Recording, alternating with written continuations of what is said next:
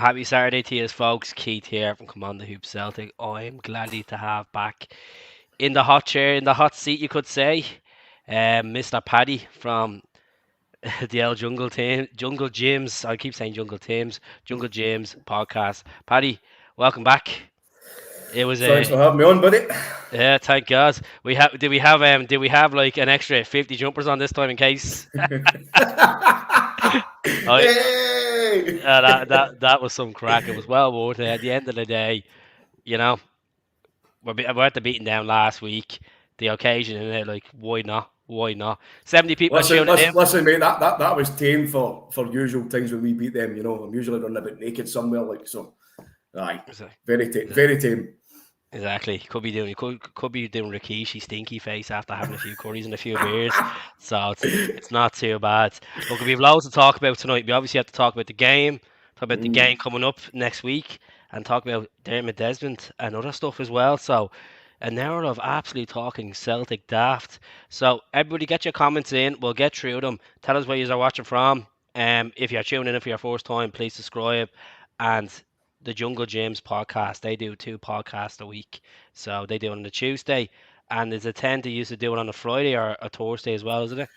No, mate. Tuesday at 7 o'clock, we do our kind of weekly segment, which is the Tuesday TikTok. We've called it now, and we try and do a post match after the game. So be that on a Saturday or a Sunday or midweek, you know, usually. Gave you a little shout out there on TikTok earlier on. I hit the 20,000 on TikTok. Happy days. I don't really be on it anymore. It's more so, put the music on after a podcast and listen to a few Celtic and Irish songs and live the dream like everyone's people watching from Derry, Glasgow. Great to see you, Max. So where do we start, man? Like literally, when I was doing the video for this about an hour ago, I was like, I'm forgetting about so many incidents in the game because it was just action upon action, like goals galore. You would probably have to feel sorry for the people that's doing the kind of the flash kind of score reports on the say Soccer Saturday or Clyde One over here, because it must have just been relentless every minute. Goal. I was watching in his goal right on my phone, and obviously I was keeping tabs on Kyogo. So obviously when I was doing minimise on the screen. So every time a goal went in, I was obviously screen recording, lashing up on the Instagram page and migrates over, and then live score obviously is bringing up the fucking goal. So you're getting the kind of the 30 seconds before the goal goes in. It kind of kills the buzz, and then I'm updating it. Then Riley scores, and then Kyogo's coming on. I'm just like, I can't keep up everything. And then you get one gob shy that comes on, and starts saying, well, it's 6-0 or it's 7-0. I'm like, calm the horses, mate. I'm trying to update at the same time. Like, can't do blame everything. I'm not a blame tarantula, like. So, but yeah, it was absolutely mental today. Look at Atate. Unbelievable. Atate started off like, what a goal. Aye, it was one of those ones in the box, mate. Kind of it bobbled about a wee bit, kind of pinball kind of stuff. But you saw Hatate just kind of dropped off towards the line, and he just stood there and he waited for his moment, and it dropped onto his left foot, and it was a kind of at an angle where he had to kind of curve it in, which he did with his left foot, and it went right by the goalkeeper. So it was a great start to what turned out to be a great day and a great game. See this comment here: Celtic will get better next season, bring in more players. I'm not even thinking about next season. I just want to get this season over and done with. I know that sounds a bit negative, but I just enjoying the football. There's no point in thinking of bringing this player in, bringing that player in. We have a core of players there. Everyone's fighting for the short, and Ange said that yesterday in his press conference. There's between 25 to 27 players fighting for the short, and there's no complacency there. I understand where Patrick's coming from. He's obviously buzzing. He's looking forward to Champions League football, perhaps next season. Looking forward to seeing new fresh players in. I could understand that and get rid of the deadwood, but let's just enjoy what we just got today. This is the third time this season, Paddy, that we've scored more than 6 goals in a game. Oh, unbelievable, mate. Listen, on one hand, you would probably want to click your fingers and get it over with so that you finally get that league trophy secured. But at the same time, like when it's coming to games, you don't want the games to finish sometimes. And it's going to be the same with this league as well. You don't want it to end because it's so good, so exciting, so uplifting for every single Celtic supporter. Yeah, the sun, it looked decent over there. It looks nice and sunny today. It was like kind of like beautiful today, mate. Yeah, it looked nice, and it was a full house as well. There was a couple of random seats missing. Like, I'm like, fuck that. But like, what a full house! And then the banner. I have to say, the Green Brigade banner for the mental health was fantastic. I know I didn't get to talk about it in the my normal video, but that was pretty good. Like, you know. Aye, they were handing out flyers all over the stadium today just to kind of reinforce the whole support for mental health issues. And aye, it's another kind of good facet of what Celtic do now. And aye, I'll tell you what. it's a great opinion, you know. I'll tell you one thing, my mental health was low this time last season compared to this time this season. Jeez, I feel like just walking around the gaff with a suit on. That's how happy I am. Definitely, I won't be. Look, everyone has mental health issues, folks. There's help out there. There's help out there. What I say is, don't bottle it. If you have something on your mind, small thing, speak to a family member, speak to a friend. Make that phone call that you feel like is a dreaded phone call. Talk to someone. We've all been down that stage in our life where we're down below and you think the world's crashing, and just reach out to someone. Just don't sit in your phone and overthink about it in the room. That's what I always say. At the end of the day, you're just losing the battle with yourself, and you just need to get out and get some fresh air. And if it's pissing raining, just put the earphones in and just go for a walk for about 10 minutes, 15 minutes. Makes a massive difference. Massive difference. I know we all love football. Football keeps us stimulated with this crazy world, but like this, talk about this game. There's so much to cover. Like the second goal, Giakoumakis, like 14 goals for Celtic now. Great, mate. There was a bit of kind of chat before the game in recent weeks that Giakoumakis, his first touch is pretty poor, and he's a forward who is kind of one of these instinctive guys. He'll get in, get the tap in, and he'll kind of get a rebound or whatever. But his first touch was. We shouldn't be criticising players if we're winning games, to be honest. No, I don't think it's as much a criticism as a kind of perception. But at the same time, like, you know, when the ball came in, his instincts were perfect, and he managed to sneak in front of the goalkeeper. And his first touch was great because it's just enough to let him go by the goalkeeper. And even though he was still a bit an acute angle, it was a really, really good finish, I thought. Sexy. And then he got injured. You think he's going to be out next week? I don't think he will. I don't know, mate. For what I've heard, Ange's saying it's not too bad. But at the same time, if it's a hamstring injury, then it's still bad enough, regardless of how low the just shake your head and say the amount of hamstring injuries we picked up this season. But that's something that I was speaking about today, Keith. In terms of either round about the time or just before Anton McElhone came in, who's the new kind of head of sports science, we were getting a lot of injuries, and obviously Ange was putting in a new tactic and system into the club, and he's running the guys at full speed. You know, we don't stop till they stop. Nothing. It was relentless. And these guys were still getting up to speed with it, so their bodies were starting to break down. They were picking up hamstrings, left, right, centre, muscular injuries. I think for the time that McElhone's come in and has been working with Ange, there's been a very, very good level of no getting injuries, you know, and you're seeing the fitness levels of the guys. It's quite down since January. Like that's the guy that we could bring in from Greenock, Martin, wasn't it? That was the lad we bring in. Yes, he worked to be Greenock Martin. He was at Spurs for about 10 years, I think, and I think he was at Hibs as well. So very well quoted in terms of football, in terms of his profession, what he does, and I think it's been a great coup, especially when Ange is asking the guys to play at full intensity for 90 minutes and more, week in, week out. That's it. Just I have the butterflies all day, man. I don't know. This is just like I still think we're on the high from last week, and then just with them losing on Thursday night, and then us winning. I know people are saying coefficient bullshit, and I know I turned around and said let them go for a run Europa League. Well, we was distracted with the league, but after beating them, I don't give a fuck what they do in the Europa League, to be honest, because like it's 9 points now. Yes, they're probably still going to be favourites tomorrow to go to Paisley and get a result there. Penalty Rangers usual shite. But you never know. Like St Mirren, you never know. Listen, I've got a good feeling about tomorrow, mate. I think St Mirren will sneak at least a point. We take it. Absolutely. Take it, definitely take it. I was going to say to you, Maeda obviously went in central. Jota went on the left, and then that cross into Maeda. Now look at, I'm not trying to be a Debbie Downer for a second, folks. I've looked at this. I looked at the highlights. I watched the game live. It did look like an offside, But what a fucking goal! What a header! What a header by Do you, Maeda. do you think he was just so fast that it kind of put you off a wee bit? You Could know, be, could be. because the guy's speed is unbelievable. But Ball runner. that's what we were saying as well earlier on. Maeda's actually scored more headers than Jackie Makis. Jackie Makis is over 6 feet. Maeda's about 5'6", I think. So he's getting it. He's getting into the right positions wherever you play him on the park. If he's on the left, he's doing his thing. If he's through the centre, he's helping out. He's scoring goals. He's dragging defenders away. If he's on the right, he's doing exactly the same what he does on the left. He's such a fantastic player to have now at the club. And this is a guy who's played a full season in Japan and he's still running about at full pelt for 90 plus minutes and not even breaking a sweat.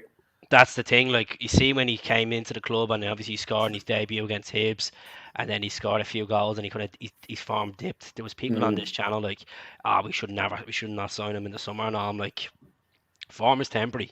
At the end of the day, he was going to be here for 6 months. If you're going from a full season, the J League, where he was the top goal scorer, some Yep. cracking goals he scored, he's going to have some sort of burnout. And I think obviously, he came back for the Derby game. What did he come on for, like 20 minutes when he came back on international duty? I just think he found his feet again, and I think I still find his best game for Celtic besides Ibrox was against Livy away. Aye, that's a good shout. I think he was outstanding against Livy away, but last week against Rangers, like, just a different level, chasing everything down. But it's no coincidence. I think that he's had these two best games when he's been playing beside Jackie Makis. Because I think Jackie Makis is just such an outlet up front. You know, it lets the pests, if you want to call them that, like Maeda and Jota, they can just run about all day and they can just go wherever they want. And they know fine well that Jackie Makis is central, rather than, and this is maybe having thrown shade at anybody, but if you've got like a Kyogo or something, Kyogo likes to drift about a wee bit. You know, so you need to be playing into the ball wherever he is, but you know where Jackie Makis is all the time. I was gonna say to you, Maeda, you think if Jota goes, we don't get Jota on the permanent in the summer, would you be too concerned in the left wing position? Even though we could be just left with Maeda and Mikey Johnson. Well, if you're left with Maeda and Mikey Johnson, I definitely want somebody else in. I don't think you can realistically rely on Maeda for 90 minutes every single week, just in case he picks up an injury or, again, as you say, burnout. You need to have, if we're going to elevate the squad, mate, we need to have at least two really good players for each position, I think. 100%, and he definitely needs to get picked for that Japanese squad going for Qatar. 100%. Like, he just brings a different energy to the game. As you said, he can play in the left, play in the right. It's just, he has the pace. Like, and it's mad to think. I know obviously James Forrest is hitting 30, but James Forrest was our fastest player in the team for years. Like, and Maeda is just past James's pace. Like, but fourth goal was the penalty. Jovanovic. Yep, Jovanovic. It was a nice finish. Like, if Giakoumakis was on, I'd say Giakoumakis would have taken it. But it was a nice finish. Obviously, the fifth goal was O'Reilly header. That was it looked like the first angle. It looked like a Boise kick. It was that quick that the ball went in, the way he reacted. But like that's the type of ammunition. I know people are saying that Rogic and O'Reilly can play at the same time. They're very similar players. But O'Reilly, like, what is he? He's just an absolute baller. I think he's going to have better stats for Celtic than Christie did. Oh, I don't think that's even up for question, mate. Christie's stats in his second last season wasn't bad, and then that treble season is pretty decent as well. Christie was a player who, at times, when he was on form, mate, he was really, really good. But again, like, he's kind of most noted for hitting shots to the moon. You know, O'Reilly has got a touch that's almost as good as Tom Rogic. He looks silky. He looks technically good. So it's just great that we've got another option there, and he almost looks like Tom Rogic's little brother in that respect. You know what I mean? Two handsome bastards, that's why. Unlike us two. Two shaggers. Fucking Backstreet Boys. Hi, I'm Matt. I'm Tom. And I'm Matt. We're the R's. Riley Rogic. Oh, brilliant. I'm going to speak about Rogic and O'Reilly. Who do you start the next Sunday? Who do you think is Tommy Boy again against Big them? Tom, Big Hampden. Tom, Big Tom. I know he wasn't at his best today. I thought he looked good for about 10, 15 minutes, really, really good. But He at said times looked he a bit was, tired, didn't he? at times he looked a wee bit kind of lackluster and fumbling about. But he never once looked as if he wasn't trying. But you know, when it comes to next week at Hampden, you're definitely going to want Tom Rogic here. He's got the experience, he's got the quality. He's done it before. He'll do it Do you again. remember the goal at Hampden where he fell right, but he was turning and he turned two players. And when he was falling, he still hit it into the far right corner, like the way he turned. Oh, that was unbelievable. I think that was the double treble last the semi at them. I think that was when Dembele scored the chip and then Nacham scored. I told you how I used to pronounce Nacham, didn't I? No. Neacham. Neacham, aye. Oliver Neacham. I'd heard that. I'd heard that one before. You know, see when he came in and people are saying, "How do you say this, guys?" And it was like Incham or Neacham, and people were saying Neacham and all that. You know, and you're whatever. I got abused, like absolute abuse on this channel for age. Neacham. It's Nacham, Nacham. I'm like, I was like, I'll fucking say which way I want to fucking say. Exactly. But like, no, obviously Nacham, he was a good player. Lazio, that's he'll always put me in the brain. But O'Reilly, like he's just a baller. Like, just like that's the type of ammunition we have on the bench. Like, look at that bench from when it was in October up to the new year. Yeah, We were yeah, struggling to fucking get a decent bench. There was yeah. times we were panicking. Keith, the midfield at the start of the season consisted of Callum McGregor, Tom Rogic. You know, it was Ryan Christie. It was the same kind of three people all the time. And then we started to get guys coming back for injury. Then we started to introduce new players. So, as you say, from the start of the season to now, the turnover and the expansion of the squad has been so integral in getting guys like Tom Rogic back into full fitness, bringing in guys like Tati, even getting guys like Beaton, being able to play him back in midfield again, rather than being this kind of emergency centre back. You've seen how good Beaton's been, how important he's been. The older, calmer head, which is, I would never have said that about Beaton. I praise Beaton. Last season, see when he got sent off against Rangers, said his career's done at Celtic. He's fucking done. He's done. He can't. He's never playing defensive mid. Soros gonna come in and replace Bruni there. He can't play defense. He can't play centre back. He's shy. This and that, you know. And I wanted him gone at the time. And I see, as soon as Ange said one of these first interviews and he mentioned Beaton, I was like, you know what? If he's starting to have a bit of faith in this guy, and he knows he's a senior player, like I think Beaton won over me. Again, like Beaton, I liked Beaton, but I went through stages like every fan where you know they're not turning up, and you're like, "Fucking get rid of him," you know. I think he won over me against Aberdeen away. I think when he started in that game and he was just fucking. And you see him last week when he went up the line with the ball, three. I was like, near Beaton is fucking shredding the Huns. Well, listen, see when Beaton came into Celtic at the start from Man City, I think it was. Nah. He looked to be that player who could be an important guy in Europe, because he looked to be that guy who could take the ball for defence and bring it into play and be that kind of technical passer that we all needed, the creative outlet in midfield. But things started to tail off and we started to use him at centre-back because obviously he's a big 6'4" guy. And I think a lot of his Celtic career has been really curtailed. But it is what it is. Things happen for a reason, possibly. And where he is now... The credit's due. Beaton captained the team and against St Johnstone at Perth, got a goal as well, cracking goal, and I think he got assist as well for Abad as well. So like credit's due. Beaton, like even away to Leverkusen, he got the assist for Jota. Like he's in the mix. He's a decent player. Like we got this guy for little to nothing from Man City. And we got him back in 2013. Like this is when Kayal was still at the club. Lely just went. We bring in Stefan Johansson the same transfer window, and Johansson was a pretty decent player, I thought. But like player of the year first season. So like Beaton's proved the critics wrong, and I still believe 1 year left. Give him another year. Give him another year contract. I think he's due a testimonial next year. Same as James Forrest. big time. So Matt O'Reilly on the bench Listen, next Tom Rogic must not be far off it either, because he was signed when 2014. 2013. Aye. See, the thing about Tom was, I think a lot of people question Tom, like his first season, he obviously got his first game against Inverness away.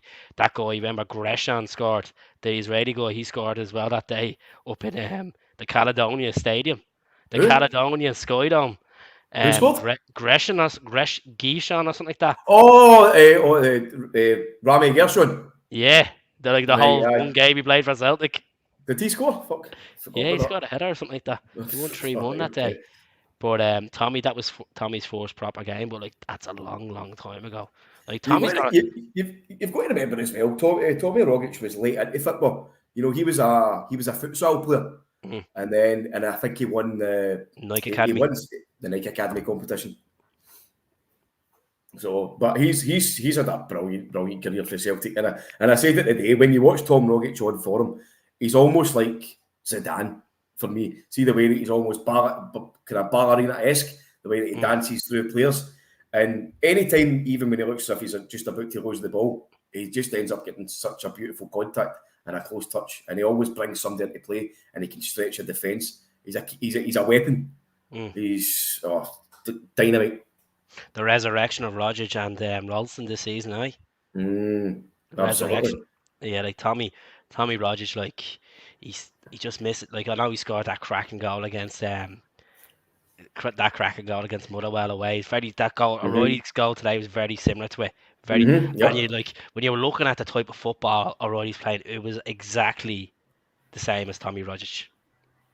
It's like I a think, clone. yeah, like I have to say we got a good deal here getting Matt O'Reilly in from MK Dons, and I think he's going to be one for the future. We'll keep in, folks. There's 89 years on. If you are on Facebook, please go over to the channel and subscribe. As I said, I am literally 30 away from 11k. Sub is going to help. The Jungle Gyms as well. If you can sub to them, they're on like 585 or something. So let's get them up to 1,000 before the end of the season. It doesn't cost you a single penny to go over and sub to the channel, folks. I appreciate the support so far. And but let's talk about the man that everyone's talking about. The man from Japan. There's many of them, but this one Which particular one. which one? It's not Nakamura. It's not Nakamura. It's Mr. Kyogo. Kyogo. Look, see when he was warming up and he was on the touchline, and then we were obviously had the ball, and we scored, and I was stacking and just like, just fucking kick the ball out. I want to see him come on. I just want to see him come on. I think it was good management from Ange not to bring him on for Giacomakis, actually, because if Kyogo had come on that early, possibly picked up another injury by playing more in the game, then we'd have been snookered for next week. So it was great to see Kyogo coming on and getting, I think, 15 minutes. Mm-hmm. And he didn't look as if he'd been away. Technically assist as well. Like I know, obviously Maeda got onto it, and then fucking Abada smashed it, but like Unbelievable. And do you know the great thing about having Kyogo, Maeda, that was a Xabi Alonso ball. That was. See that the way he pinged that. By the way, it was superb. We've just got so much technical quality in the squad now. But as I say, we're having Kyogo in, Hatate, Maeda, Ideguchi, even Postecoglou. You see everybody in the stadium, Keith, and you've got kids. I was going to say, is Ange playing centre midfield now? Was it? By the way, still do a job. Big Ange could probably come in and play right back as well. But even the kids, mate, the kids are all in the stadium. They've got the Japanese headbands on. You've got adults now with the headbands on. You see Kyogo running on the side, and everybody's giving him the hero's welcome. And you can see him; he's just walking about, just kind of bowing to everybody. It's lovely, I mean, there's such a beautiful niceness about Kyogo and his compadres, and they're loving life, aren't they? And we're loving them. I just like, as I said, it baffled you, doesn't it, to think how well this has gone this season. I know we had the capability of winning the league. I know it seemed like a long shot away from some people, but it's just the way this roller coaster has gone, And I know I just want to say to folks again, folks, stop thinking about next season. Let's just get this season. We're still in 2 competitions. Let's just take Rangers at Hampden. We're gonna obviously have both. The allocation's gonna be split. Let's look forward to next week. They're obviously gonna be tired because they have they're gonna come back from their Braga hangover now, which they lost. They didn't get record a shot on target, something like that. And then they're going to play St. Mirren. St. Mirren beat them last season. Yep. They're going to play them at Braga, and then they're going to have 3 days later. Well, we have a fresh team, you know. The only thing we're going to be sweating about is Giakoumakis, but again, I would have started Giakoumakis next week because I think he totally deserves it. But against you seen what you can do against them, even the both games, like absolutely. But at Hampden, we've got Kyogo coming back. Kyogo's done it at Hampden. He's won us a cup there, not obviously single-handed, but he's been a massive part of it with the 2 goals against Hibernian, and he's such a pivotal member of the team, and I don't have any kind of doubts about how he's going to perform against the rotten mob. But it would be good to have everybody back. So fingers crossed Giakoumakis is back. And we at least go in with as full a squad as possible. That's it. If he's not back, we'll have I'd start Maeda, I'll put Abada on the right and bring Jota on the left, and then maybe bring Kyogo on. I think it's too early to put Kyogo right in the mix, folks. I know he's all loving him and he's a fantastic player. But Hampden, bring him off the bench and let him just literally scare them, It's the pressure's on them next week and they don't like it. They don't like any sort of pressure, Anthony. They've been absolutely snookered by the fact that they've got fans back in the stadium this season. As soon as they do anything wrong, as soon as they misplace a pass, they're on their backs right away, booing and shouting and screaming. They can't handle it. They can't handle the pressure. I think it was a good decision bringing Abada on, when he did. I think he played well. He obviously could have had 2 or 3. But it's just today you feel sorry for the St. Johnstone keeper. He always conceded so many goals against us. No, me, Keith. He's a big Rangers fan, so. But look. Xander Clark knocked him out of the cup last season. No, I know. I know what you mean. He is a good, big, honest keeper. Very good qualities, that. But St. Johnstone is a team that could have been a bogey side today. God bless you too, Scott. Do you think? To be honest with you, I didn't go in cocky into this game. No, I just felt optimistic after last week. Because you know what, it's in our hands now. We can't fuck it up. That's all I kept thinking. No, I still had not so much reservations, Keith, but I had one eye on St. Johnstone because, as I say, they could have been a bogey team today. They could have sat. Well, they did sit in. They could have camped in, and it could have been one of the games that frustrated us, and it could have took up to like a 78th or an 88th or a 90th minute to get the winner. But just for the first kick-off, mate, to start the game off, Celtic's intensity and pressing was just through the roof. I've never seen a Celtic team like it, Keith. Honestly, I've asked sexual football. I've asked so many people today, yourself included. Like, have you ever seen a Celtic team press with such intensity? And the answer is no. The closest I've seen was Ronnie Doyle's last game. I think we hammered Motherwell 7-0. Was it 6 or 7-0 the last game of the season from? Yes, 5 or 6, I think. I think that was the last. What was it? Jack Atkinson or something like that scored for us. Non and Tierney scored that day as well. That's the closest, I think. But even the 6-0s against Dundee and St. Mirren, just the intensity of football, it's just what I've been saying on the podcast for the last few weeks, and this was my biggest fear, as much as we're top of the league and top of the league. Looking down on the circle, and the only explanation I can find is the love that I've found since I've just been around, and he's put us at the top of the league. Is it strange to walk around the house with your phone singing it when you're watching it? Mate, I'm walking about everywhere singing it. I'm singing it in the shower and But my fear was what was the pressure going to get to us, especially being at home with these home games, and if we're not scoring within the first half an hour, pressure was going to be on us. But obviously we're coming out scoring in 8 minutes and then scoring in the 18 minute, and then the last goal was at 77 minute. Oh, it's just breathtaking. It's just, you can't find words for it. It's just so relentless. And I've spoke to a few guys who were there today. We had Dale for the Celtic Supporters podcast. He was on the Jungle Gyms with us today, and that's what he says. The atmosphere was electric. Even walking to the stadium, Keith, the sun's shining. It's a beautiful spring day. People out with their kids. They've got their t-shirts on. They're no all cramped up with big jackets, all cold. You know what I mean? They're going to the game and they're loving it. The atmosphere's there. The boys in the North Curve are putting on a tifo. He says everybody's singing. It wasn't just the Green Brigade today. Everybody was starting chants everywhere and singing. So everybody's getting involved in a stadium atmosphere again, Keith. It's not just people sitting listening to the cheerleaders in the corner. Everybody's just coming into Celtic Park with so much enthusiasm for the game. It's down to Ange. And they're drinking Buckfast as well as usual. The Buckfast CSC. So someone said in the comments there about the fixture, saying what do you think of Livy and Hibs not making into the split fixtures for the top 6. So I'm looking at it now, right? So Rangers at home. Now this is not the fixtures. I'm just saying this is we'll be playing. We'll be playing Rangers at Celtic Park. We'll be playing Hearts at Celtic Park. We'll be playing Dundee away. Yep. We're back up to Dingwall again.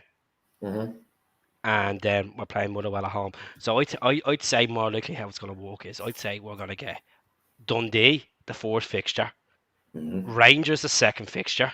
So it'll be 2 home games. I'd say it'll be Ross County, the 3rd fixture, Hearts, the 2nd last fixture, and then we'll finish at Motherwell at home. The title. That sounds about right. That sounds about right, mate. Because they won't give us Rangers the last game or the second last game. No, because we can win the league against them, you know. Yeah. That's not going to happen. I think we'll win the league against them in the 2nd fixture anyway. If they drop points tomorrow, they lose tomorrow, and we go on and do it, like literally, you know, might as well just get them all with champagne out in the Buckfast. You know. And the good thing is, Keith, there'll be 700 of them there to witness Celtic being crowned champions. I'm just worried about the fans that are going to be close to them. Just worries at PPE, folks. And hopefully, you know what, I wouldn't even let them near the toilets. Let them pee themselves, you know. At the end of the day, they smashed up the toilets, you know. I'd be surprised. No.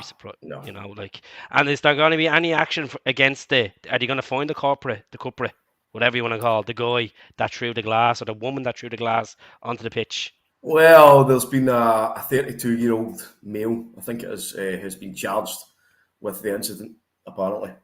But one guy, you know.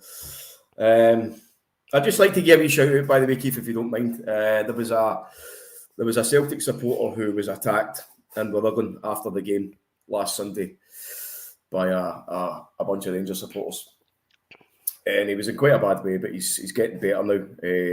Unfortunately, I found out that I actually worked with this fella years ago. So big shout out to Stevie. Hope he gets better. Yep. I'd say I want to also bring up a girl, a 17-year-old girl that passed away last week from Livingston that was a Celtic fan. I don't know if he'd done the tribute to 17 Minute today. So a girl called Megan Reid that sadly passed away last week. So we thoughts about our family, thoughts about our nanny Sam as well. I know they put up on Facebook, so I thought I'd give it a wee share as well. So okay, sad times, but look at we thoughts about the family, thoughts about the friends, and yeah, Livy of all places, the macaroni. So look at last year banging the head off the wall, this season banging me head off the ceiling. That's a cracker. That's an absolute cracker. I'm sure he's walking around with his Iron Brew jocks on, singing "Sex Bomb" after it. Going on, well, I'm gonna get myself an Ange mask for next week. I am. I'm going to get one of them for work as well. I'm buying one of them jumpers, man. I don't care. I'm buying one of them. I think if we get to the Scottish Cup final, my little girl's communion is on the same day. I'm getting suited and booted. I'm buying a nice Celtic scarf. By the way, Keith, there is going to be so many of us are absolutely gutted that all these bastard communions have been set for the day of the cup final. We're all going to be booked in to go to communions. So what are we going to do, mate? The holy goalie. He hates the... We're either going to be no going to the communions and getting stick off for wives or misses. We're going to be going to the communions and having one eye on the telly. Or, I don't know. I only have one wife. Salad Celtic. She's all right. No, my one's at 10 in the morning. I asked the big question today. It's like, what time's the communion at? 10 in the morning. I was like, grand, so it'll be all finished by 12. Soup and sandwiches. Keith is going to get the suit, get the jar into town, put the suit on. I'm going to wear a suit for the fucking cup final. Fuck it. You know, why not? Correct. Suit I'll and boots. By the way, if we win, I'll be wearing my birthday suit. And if we lose, I'm never wearing a suit again. It'd be like that bleeding Liverpool Cup final when they wore the cream suits. Oh, the fucking the Spice Boys. Fuck the comedians. I can't say it's me daughter's comedian. Chat is absolutely hilarious. It was really hard to pick a man in the match today, wasn't it? Oh, very, very. My mate actually picked I Joe Hart struggled. because It's like you know when you have a bad game, they're having a bad game, you struggle like, oh geez, who really stood out today? It was like, whoa, there's too many contenders here. Who will I go for? You know? that's what I'm saying. My mate actually picked Joe Hart because he says he couldn't possibly pick an outfield player. But then I says to him, you do realise that Joe Hart was playing in a back three with Starfelt and Vickers. Did you see Joe Hart 15 minutes ago? He was over on the right hand side, like playing right back. I was like, what are you doing, man? You're like, what's going on here? But that just shows how far up the park Celtic were. As I say, at one point, just bring Barkas on at this right now. He might actually have a clean sheet. Put him up front, see what he can do. Yeah, big Barkas. No, but thank you. He has to go. He has to go in the summer. Oh, without doubt, yeah. he's. It's not even the point of like he was shocking goal. It's the point that he's getting 20 grand a week, and he's not even on the bench. Like that's what's killing me. Like I know. But listen, we're going to lose money on him and Ajeti either way. So you just need to put that top shagger. Can we not just put them all on a group on fucking voucher and shift them off somewhere? Like, off they wish, you know. Fucking hell! It's just, you know, I don't even think Partick Thistle will take them at this rate. Like, you know, fucking like So let's talk about Dermot Desmond's interview yesterday. Like, this is something that I want to get your opinion on. I want to get everyone's opinion on this whole interview. Kind of felt a bit obviously scripted to me. But he did say the brutal honest truth that they fucked up last season, and there's no question about it. Like you're like the majority shareholder. You've been hiding from the AGMs the last couple of years. You've been saying your son Ross to go. Yes, there's going to be people back them saying, "Oh well, look, he's putting money into the club. He's been shareholder for 20 odd years. We're obviously on this term of success." But it's all about engaging with the fans, and if you're a shareholder, you're obviously a big fan as well. Majority of people are, unless you're Mike Ashley or something, you know. No, well, that was kind of the first thing he said in his interview, wasn't it? That he wasn't prepared to sell his shares, and that he's been a fan for over 50 years, and he hopes that his son will take over his shares, presumably when he dies, I'm imagining. But that's neither here nor there. That's nobody's business. Those shares are his; they belong to him, so he can do whatever the fuck he wants with them. But first when I heard the interview, Keith, I was actually quite surprised by how candid. I had to watch it 3 times. I just couldn't believe what he was saying. I actually saw the snippet first before I saw the whole interview. I saw the snippet of the comment he made about Rangers. God bless their souls. But then I went back and watched the full interview. As I say, I was quite surprised by how open and candid that he appeared to come across. You know, he was talking about, as you say, he didn't come out and blame COVID on it. He said mistakes were made by many. Telling us about Fraser Forster. I was very surprised about that one. The last minute. So we ended up getting Barkas. And on paper, what he says as well, that the board put in place a team to win the league. I totally agree with that because they kept all the big hitters. And on paper, the summer signings that we made at that point looked really, really good. I don't think anybody would have looked at the likes of Shane Duffy, Barkas, Ajeti, who scored goals for Basel and West Ham, and thought, oh no, these guys are terrible. They all look very good. John Joe Kenny, who's always been highly rated down at Everton. So the signings were good. It just so happened that somehow the stars came out of alignment and fucking moved their way over to Govan, that we just capitulated and had an absolute nightmare.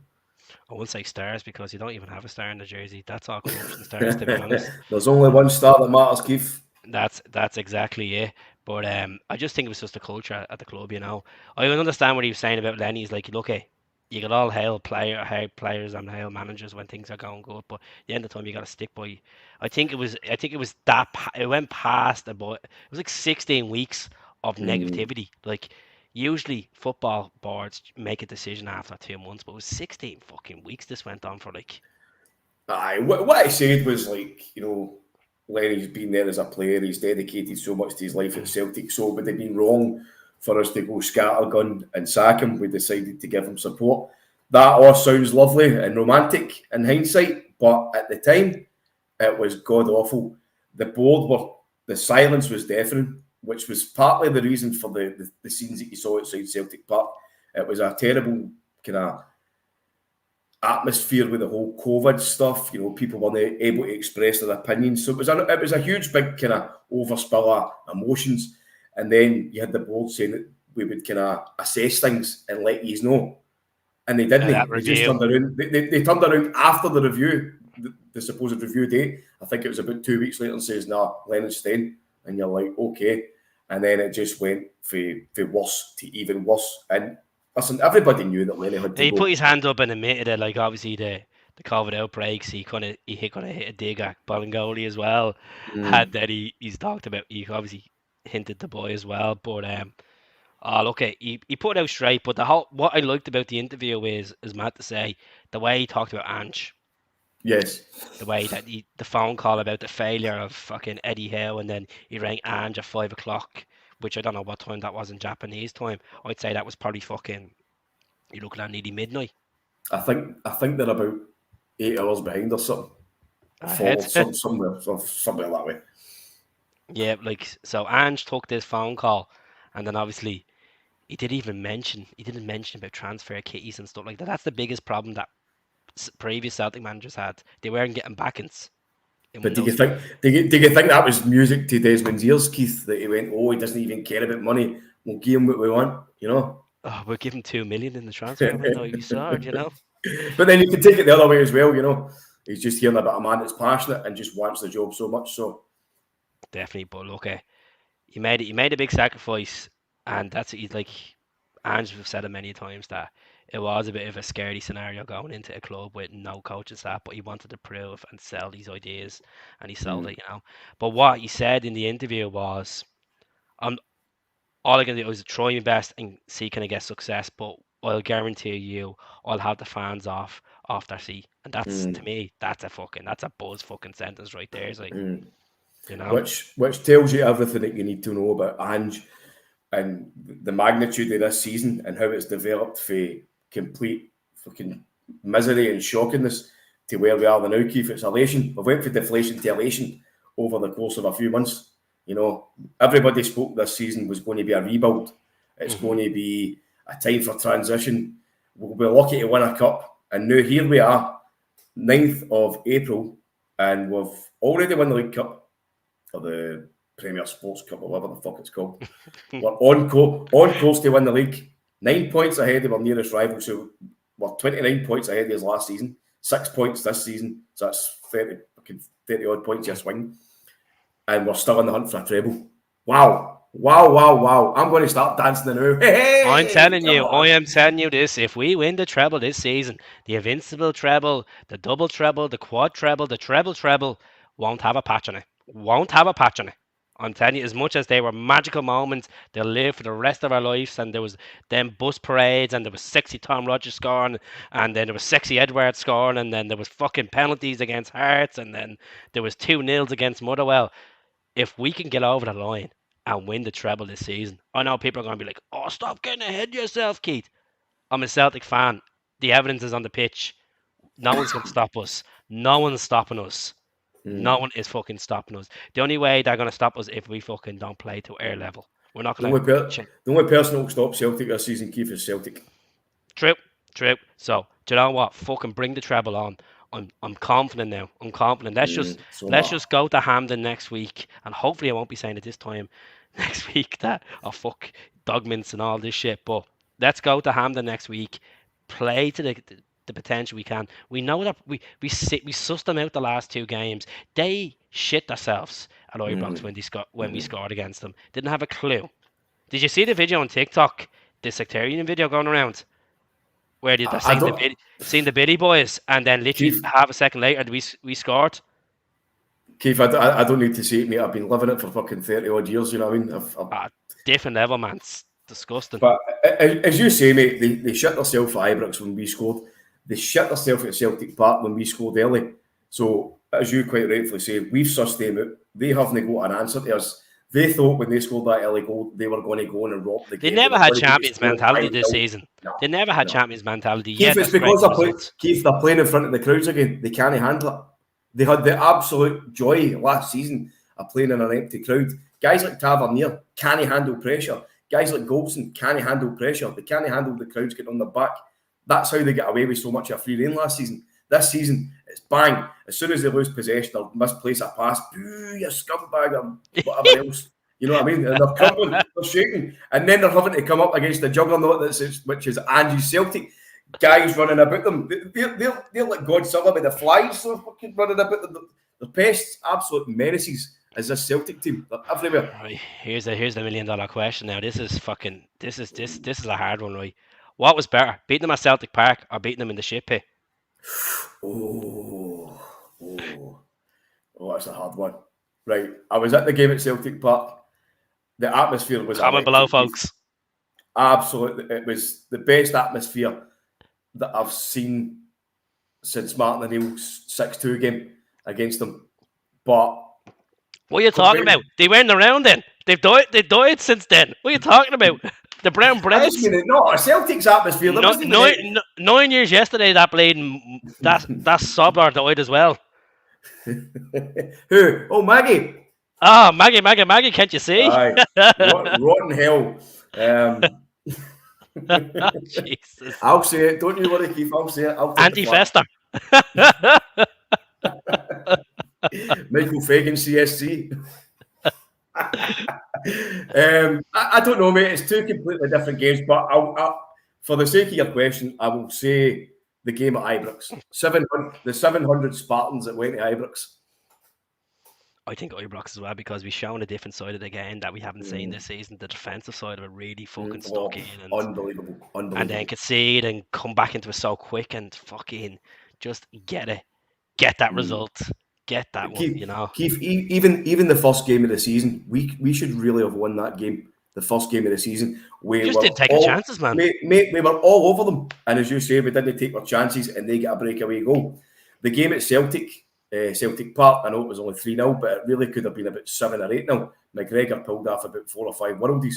And then the game, Vino, you're on the Vino. Fuck me, he's on the book fast. Look, I understand that he loves Ange, and he probably has the Ange blow up doll beside him in the bed or something. But Jesus, man, hey, don't we all have it one? It can't be as bad as bleeding, breaking up paper cutouts and throwing them in bins and shit. Did you ever see the one they had the burial procession for the Steve? Yeah. They're a different breed, them, aren't they? But Vino, calm yourself down to a riot, pal. Jockstein won the European Cup, so there'll be no other better than Jockstein. No one ever be Big Jock. What a man! I love your enthusiasm. That's it, you know. He gets Celtic, and he's been outstanding. People are telling me I need to quiet down. I'm going a bit out of control tonight. I'm just happy, like. You know, there's no harm being passionate about the club. There's no point in being a Celtic supporter and no being passionate when Celtic's winning. And that's it. Like, you gotta have a bit of banter in these podcasts. But I think the Ibrox result definitely sticks out for me. Look, at the home game was magical. Obviously, the full set of fans there, and that display from the Green Brigade, and then obviously the green lights and the huddle. And then we had they scored, and then the Paddy. You know, the only thing that we missed in that game was we should have just went out the same temperament in the second half and stamped the authority. But again, the precedent was set in the first half because it was a game that we had to win. We had to go out there and stamp our authority, show them that we could win against them, because we hadn't won against them for God knows how long. You know, they had totally overrun us, but superb. Liverpool, we beat the complete pass rate today. By the way, did you see the stats? 35 games unbeaten, folks. Never mind, there's your stat. Unbelievable, Jeff. You know, Bisto football, different gravy. As I said, people might turn around and say, "Oh, get a hold of yourself. It's a farmers' league. It's only St. Johnstone." I'm like, You put what you deal with what you have in front of you, and that's it, regardless who they are. And to actually disrespect St. Johnstone like that, that's a team that won 2 fucking trophies last season. Correct. The best team in the country last season. Second most successful team in Scottish Yes, football in the last yes. 10 years. Just putting the facts out there. Yep. So, unbelievable. Unbelievable. We're all happy, Keith. Nothing wrong with showing how much it means. There he is. Exactly. There's your Kenny, the legend that's Kenny. How you doing, King pal? Kenny. King Kenny it is. King Kenny. Right, we're going to move on to this. I've seen a lot of this on the Instagram and Twitter. I think I asked you this question before we came on. So, when we see that sexy league table and it goes yellow, goldish kind of colour and it says Celtic C with champions, is it time we get on the blower and we say, Scott Brown, any chance of giving Mr. Callum the trophy in the middle of the pitch? That's a great shout. That's a great shout. I still feel like you never got the proper send off. He didn't, Keith, and it was sad to see it end up like that. Of course, there was a kind of pandemic environment on the go and couldn't get anybody into the stadium. But regardless of whether we bring Scott Brown back as part of I'm not mean back, like I just like obviously. But if we bring him back to present a trophy, that would be it would be brilliant. It'd be great to welcome him back on a day like that. But I think even if we do as much as bring him back for a friendly and have a Scott Brown kind of send off game, just give him something to show our appreciation. I went to the testimonial game and I just felt like he could have had a better quality players that could have played. I know we played against Ireland and stuff like that. I wore my Ireland jersey in the say standing section. The only time I've ever went to Celtic Park not wearing a Celtic jersey. I'm sorry, I had to pick my country, folks. But no, I agree with you. I think a game like an exhibition game, like a charity game or something like that, would be good for Bruni. Definitely. Or we could just bring him back as a coach. Up to yourself. So before we go back into this, were you happy with Dermot Desmond's interview? Yesterday I was quite happy until I started thinking about what he said. Just to hark back on what he was talking about in terms of the transfers. He said that both him and Peter Lawwell were in charge of the transfers since 2000. Every single time that they've went to appoint a manager, it's went to a 5-man shortlist. That was fine. I thought that was quite good to hear that kind of insight of how they work. And then a couple of hours later, Keith, I actually remembered, hold on, was these the 2 guys that appointed Neil Lennon in the showers after the cup final and says that we didn't even look at anybody else's CVs. So were these the 2 guys that gave Marvin Comber a contract at Celtic? Aye, basically, aye. So what happened to the 5-man shortlist when they were approaching Neil Lennon in the shower when he's rubbing himself up with links? And it was the same with even harking back to Martin O'Neill. The guys on the board wanted Gus Hiddink. Everything was kind of ready to go. Bring him in. And then Dermot Desmond had a chance meeting with Martin O'Neill, fell in love, came up and made sure the appointment went through. So, and then they were talking about transfers, saying that Ange Postecoglou is the chairman of Celtic in terms of transfers. He's got the overall say, same as every other manager. But you said it yourself. I'm sure it was yourself. Talk about Marianne Shved. Brendan Rodgers says, I don't know who this guy is. I never signed him. Don't tell me Postecoglou has signed Liam Scales, James McCarthy. Moussa Dembele was in the door before a manager was in. Same with Craig Gordon. There's been times that we all know that a manager hasn't been the guy who's brought a player in. We're no stupid. They're also the guys who helped Celtic dominate. Yes. Yes, absolutely. Lawwell took over Celtic a CEO when we were 30 million in debt. Clear the debt out. Give him price there. Accordingly, he was the man that wanted he was the man behind the whole Ange Postecoglou thing, aka the City Group. The City Group were always behind every fucking thing we do. With strong links to Man City. Lawwell has massive ties with him. Yeah, and I know he went on record and he said he got offered a cup. I remember Arsenal 6 years ago offered Lawwell a contract 3 times the amount. And he said no. And Desmond actually alluded to that yesterday, but he never said Arsenal, but he says he was offered. It was Arsenal, though. It was. He was offered contracts for England 3 times the amount of his wages. So you're right, that was Arsenal about 6-7 years ago, which I thought at the time was a was a real coup, keeping Lawwell. But as Kevin says, listen, there's two sides to the story. There's the sides that we're all kind of speculative about, we're all kind of distrusting about. But yes, of course, they brought us massive success. So they're still saying the league's not done yet. Well, theoretically, they're right. Until it's confirmed, until the fat lady sings. Yeah, until Susan Boyles can get their pipes ready. But aye, listen, we're 9 points ahead now. The other crowd have got a game in hand tomorrow, so theoretically it could be 6. There's 15 points left to play for. I'll get a St. Mirren scarf if you beat them. I've got one. Here, Keith, hold on. I've got my St. Mirren socks on, look. He has the man. Look at that one on. Yes. St. Mirren Football Club. What a Saints! Oh, brilliant! Yeah. The Saints. I've even got a pair of St. Mirren pants on as well, but I won't show you them. Jesus Christ! Oh, when the Saints! I was singing that last night. I was singing the Saints marching in. I went to that St. Patrick's match last night. I don't support League of Ireland, but I sort of jump in the mix. I was in with all their ultras, and it was fucking gas. So their ex-manager went to Dundalk, and they were playing Dundalk last night, and they had this big banner, and had Homer Simpson with a baton and a snake. Oh, fucking brilliant! And obviously they didn't let the pyro off because he didn't score, but some of the chants were fucking brilliant. Like, I think I'll do a League of Ireland game again soon. Like, but I want to try to get over it before the end of the season. I have 3 days booked off in Meg, so I might get over for the anniversary of the Lisbon Lions. I was gonna go to Lisbon, but fucking everything going on at the moment with COVID, with fucking flights and shit. Like, I don't want to be queuing outside Dublin Airport for 5 hours to go and fly.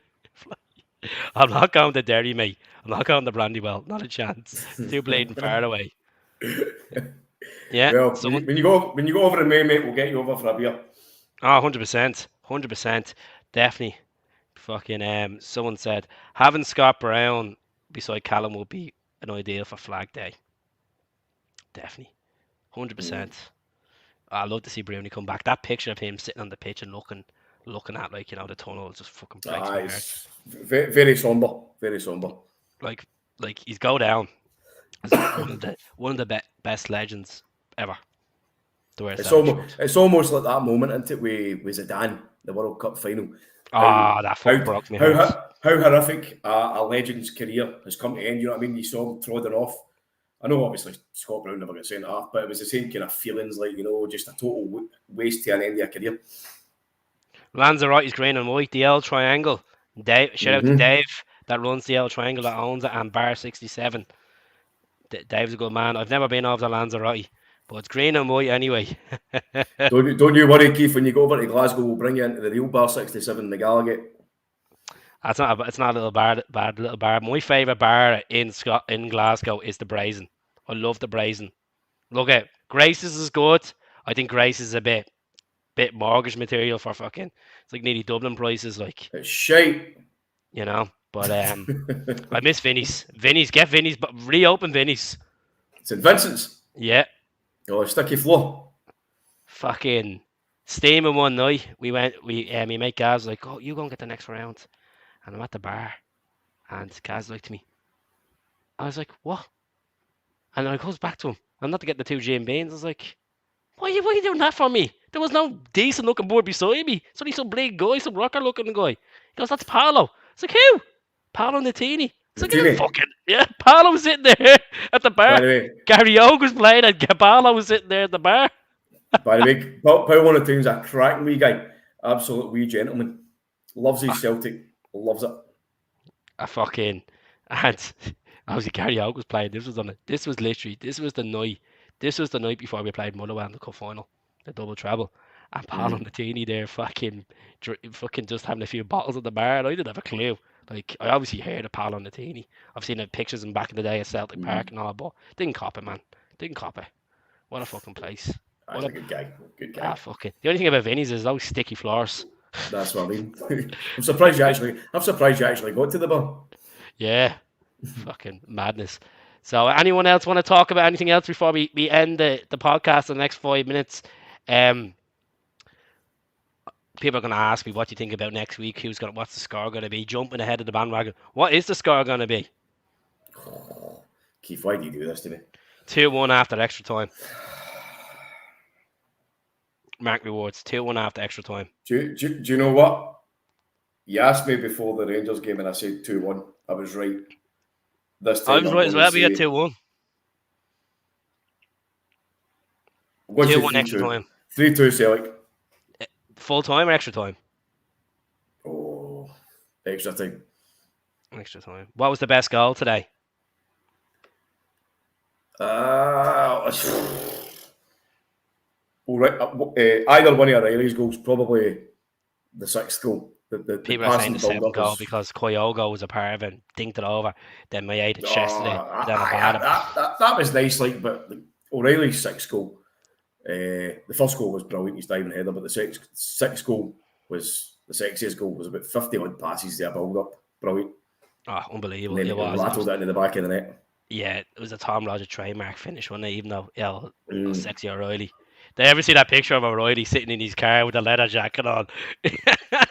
It's a pure shagger picture, like something you see on playing Tinder or something. Dead.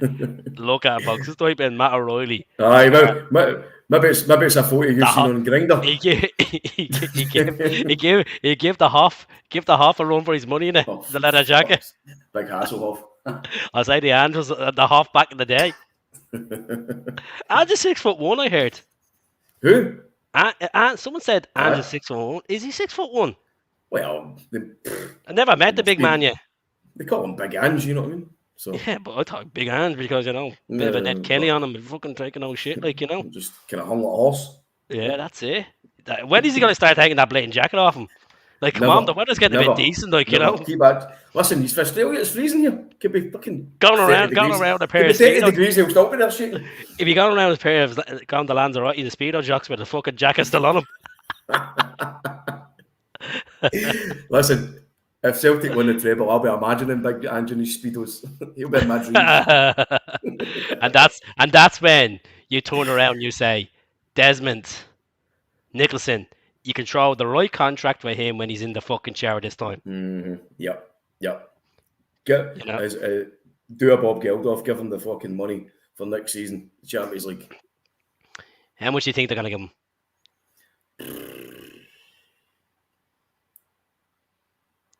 I will say somewhere in the region of 15 to 20 million.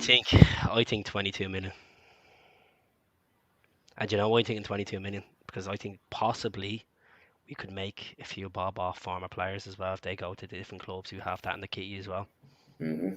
And then we get rid of the Groupon group, I call them the Groupon group of Barcass, Balagoli, fucking well, if you get rid of Barcass, Ajeti, and what's his name, Bolingoli, you're talking about a grand total of about £700,000 between the three of them. We got Scott Allen. Oh dear. Would you take? I know Scott Bain's at to sign a new deal as a second goalkeeper. Would you take Segrist off Dundee United next season as number 2? Earlier on in the season, Keith, if you'd asked me that, I would have said yes. But I think Joe Hart's obviously going to be number 1 again. There's no doubt about that. Scott Bain's a decent backup. That's probably his level. But I think next season you're going to be seeing the likes of young Toby Olawumye for the B team kind of progressing. Toby has to come in, doesn't he? I've saw him in the flesh a few times now, Keith, and the boys. Go look to them on Tuesday, by the way. They're playing at Celtic. Yes, Tuesday night. Unfortunately, we will do the podcast. How did they get on? How did they get on today? They were playing at 6 o'clock, weren't they, against the civil servants? I'm not actually sure, Keith. I've still been too much wrapped up in the first team. Peeling myself off the ceiling. But I'm sure they did absolutely fine. I'll try and check it out while we're So you can be finding out. Favourites. The Celtic B team won 3-1. Excellent. Full time. 3-1, folks. That's the Lowland League, isn't it? Yep. So Fucking bleeding third place in the Lowland League. Yeah, that's there. 3-1. Who the fuck is Bonnie Rig?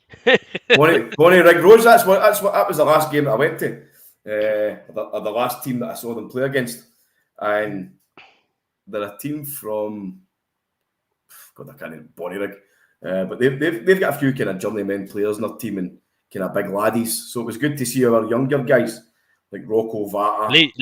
At least we're 6 points ahead of Rangers anyway. Yes. Naturally. Normal service has resumed everywhere across the board. That's it. And what you make of the whole Paddy Roberts stuff as well? Fucking pie in the sky stuff. He's an ex-player. Good luck to him. I've got no ill will towards him, but he's in the past. Right. Someone's had to ask you about this for you. Oh, that here, Keith. I'm going to take a photo and send it to him. Oh, Jesus. Look, at Paddy Roberts, the ship sailed a long time ago. Even though I've done a couple of videos on it this season and stuff. But look, Ange had a chat with him and he just said, look, it doesn't suit into me plans for Celtic. And that was it. Like, he made the inquiry. Like, he just fucked his career up, didn't he? When he didn't, after the second time he was with us. Yeah, he could have stayed here and had more loans in the credit union, I'm telling you. He could have stayed here and had a really good career. You know, he was a he was a fan's favourite. But listen, the boy's English. He went back to go to England after a stint in Spain. So good luck to him. It's no luck to it, and hopefully he gets something decent in the future. But fuck, he's at Sunderland now. Can't even get a game. Ada McGeady still keeping him out, I think. Is he still playing? Still going. I remember I was at his Ireland debut back in 2003. Fucking hell. It was unbelievable. Absolutely unbelievable. I loved Ada McGeady at Celtic. The only thing was he just tried too much, didn't he? Listen, he's one of the most frustrating players I've ever seen. He had the ability to be the next Jimmy Johnstone for us. I think he had one or two absolutely unbelievable seasons, but other than that, it was really, really frustrating.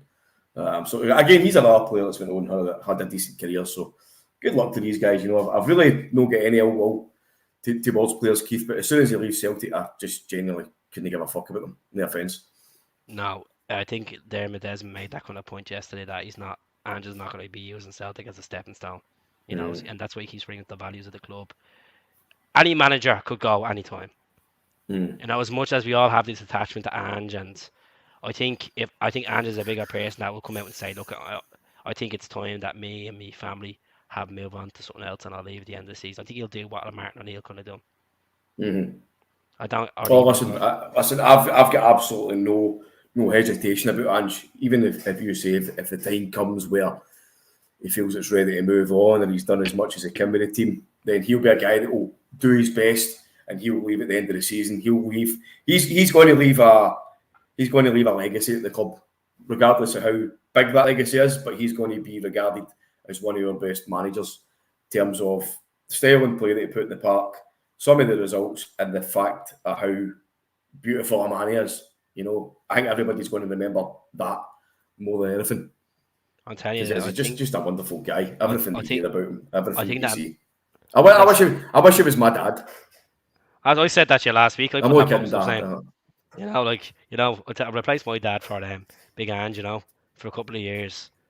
I wish my dad was gay. I wish my dad was gay and he left my ma for Ange, so that I could have two daddies. That's it. At least you get that. At least you get that jacket off him.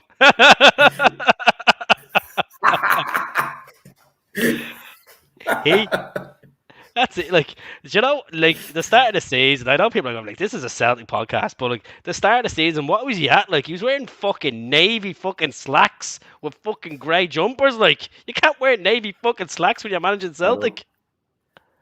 I was getting a bit fed up about it. He was wearing navy slacks with a fucking polo top. Like, Ange, get this shit sorted, man. You're not wearing your flary jeans and your kickers wallabies now, mate.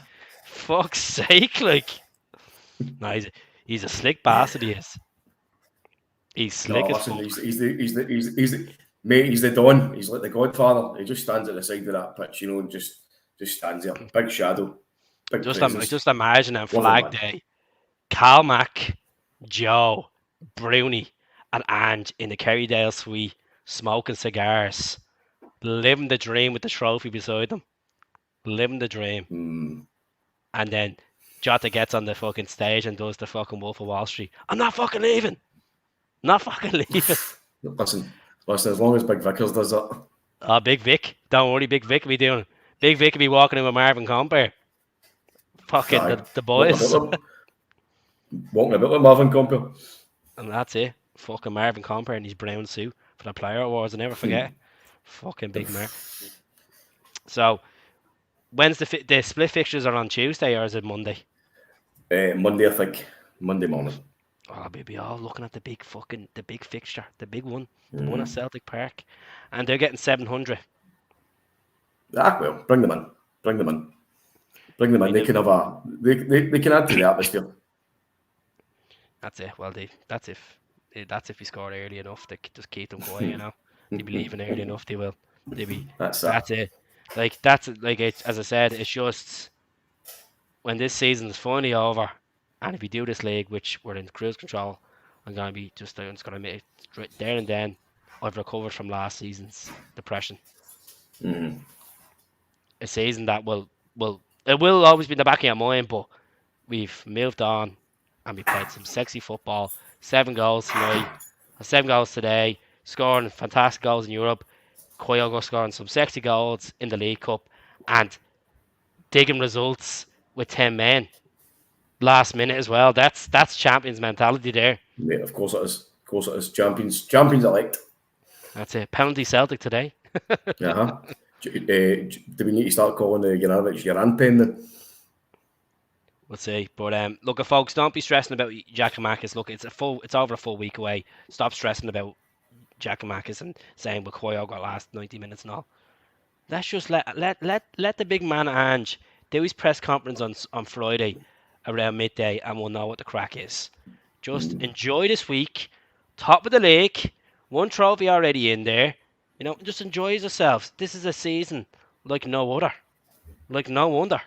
This is the quote. Like no other. I know we've used it before with Brendan and stuff like this. Ange's legacy is already stamped on Celtic fans' hearts. It's already there. He's done it. And you see this whole it doesn't get boring when he does this little tap on the crest and he does this.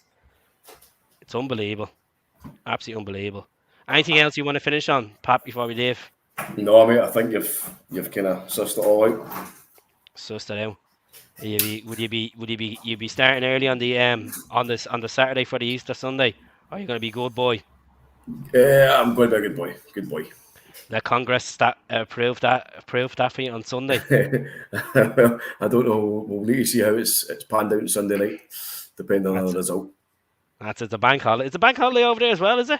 No for me, mate. No for me. I don't get holidays. Bank holiday for me. I'll be bleeding doing Shane McMahon. Here comes the money. Got around with the Ange.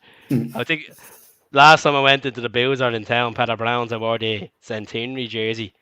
So I don't know if I'm going to wear the Centenary jersey, but last week I wore the Hoops jersey. This season's Hoops have to be Beaton. So I'm in a bit of a mix. Will I go with the Centenary or I go with the home? So, superstitious, mate. Superstitious. Right, look, I better let you go anyway. Pleasure having you on. And I'll leave you to it, Pat. All right. Some man. Cheers. Cheers. Take care. So, folks, that was having Pat on. I'm going to stay on for about 5 more minutes. And pleasure having him on. Get the questions in. Good audience in here for the Saturday night. Folks, this is a signed John Hartson jersey. This will be given away to some lucky fucking subscriber at the end of the season. A massive thank you to Ed's Independent Traders that sent me this over. Signed and all. I have I don't have a certificate one for that one, but yeah, okay. Free gift's better than no gift, So yep. Keep it going. So I don't know if we go with the same team against Rangers or we go for the team that kind of basically the same team that we filled out against Rangers or Ibrox, We go for the same team. Beautiful kit. NTL. Hello there in Croatia. Hello there. Good podcast. We're gonna get Michael back on soon. Michael is he's been busy at the moment, all these gigs and stuff. So we'll get Michael back on. Hopefully this week I'll get Gaz back on as well. It's good to get different people on. But I do have a special guest that will be coming on Tuesday night. The Boyce, Russell Boyce, is going to join me on the podcast this week. It's meant to be Tuesday night. So the Boise bus will be joining the Commander Hoops for a one night chat.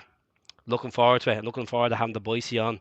Um, some people love him, some people hate him, like myself. Some people love me, some people hate me, some people don't like me because I don't go to the game on a weekly basis because you know yourself, family's more important than Celtic, you know. But yeah, Boise's going to be coming on. So I had a chat with Boise folks. He's how's it going in Korea? Are you in Korea? Ah, few from Korea. Yeah, Boise's a good man. I like Boise. You know, there's only a few podcasts that I consistently watch. Like, and the Celts are very good. Hamish and the boys at 67. Hell, top job. Axon are good. Um, who else? Ryan's pretty good. Irish Mick, we sort our differences out. He's a nice guy.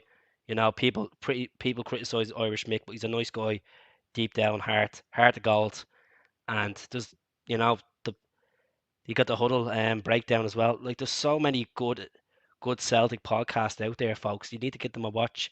They may not be your cup of tea, but get them a watch. You know, the days of punditry and all that shit, it's gone down the drain.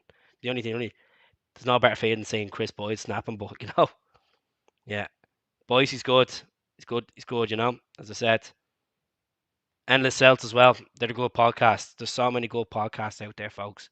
You know, just don't be an absolute fool and slate them if they say something wrong and all. Like at the end of the day, putting yourself in front of a camera, having confidence, it's a hard one. I forgot about the 20 minute teams, and I forgot about the four teams as well. I know the lads well. They're pretty decent lads. Yeah, so, as I said, we'll get Judy back on as well soon. Hope to get Judy on. We hope to get Dell on as well. I forgot about Dell. Celtic, the Celtic fan podcast, very good as well. So, yeah, that's it. Top of the league, folks. Good luck to St. Mirren tomorrow. Good luck to the boys. You know, at the end of the day, they drop points tomorrow. Keep that gap. Keep that 9 point gap. My prediction for the split, as I said to you, is like this is how I finished up. Celtic, Rangers, Hearts, Dundee, Ross County, and Motherwell, the top six for the split fixture. So how it's going to work, I'd say it's going to be we're going to get Dundee United away at Tannadice. We're going to get Rangers at home. We'll get Ross County away. I know I changed it earlier on. Ross County away. I think it will be Hearts at home, and then we'll finish with Motherwell at home. So we've three home games out of the five fixtures left, which is grand. Which is grand. You know, so let's see what happens. Let's see what happens. But that's it, folks. I hope you enjoyed the channel. I don't know when I'm going to be back on for a podcast. If there's points drop tomorrow, I'm in great mood. I might come back on. We'll see. We'll see. If not, it'll be Tuesday night with Russell. Well, I'll be back on anyway. But keep in touch with the channel. If you're watching on Facebook, please subscribe. It doesn't cost you a penny. Go on to YouTube, subscribe. There's the link there. Boom. Just give it a sub. Majorities already have subbed, and then as well, if you want to buy a T-shirt, it's 15 quid for a Come on the Hoops T-shirt. So just mail the page, or it'll be on the YouTube story. So yeah, speak to us all soon. Pleasure having Paddy on again. Pleasure having you all on watching, and these are all legends. God bless. You know, 7-0. You know, 7-11. Brilliant. Good stuff. Hell.